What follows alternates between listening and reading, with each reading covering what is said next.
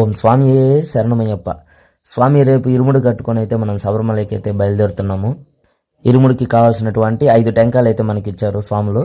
వాటిని నున్నంగా బాగా నూరుకొని అయితే మనం వెళ్ళాలంట. ఒక దానిలో నెయ్యి పోసి అయితే తీసుకెళ్తారంట.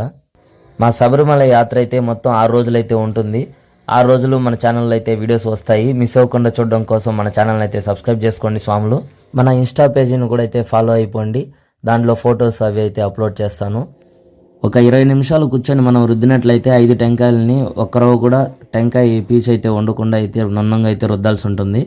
ఒక కాయలో మాత్రం నెయ్యి పోసుకొని తీసుకెళ్ళాలి స్వామికి. 5 కాయలు మనమే రుద్దాలంటే టైం పడుతుందని అమ్మ దగ్గర కూడా నేను ఒక కాయ అయితే ఇచ్చాను. అమ్మ కూడా ఒక కాయ అయితే రుద్ది నాకు ఇచ్చింది. ఈరోజు మా గుడిలో అన్నదానం కూడా జరిగింది. ఆ వీడియో కూడా పెడతాను స్వాములు. మన ఛానల్ని సబ్స్క్రైబ్ చేసుకోండి. నేను పెట్టే వీడియోని మిస్ అవ్వకుండా చూడడం కోసం మనకిచ్చిన 5 కాయలను మనం ఈ విధంగా అయితే నూరుకోవాలి. ఓం స్వామియే శరణం.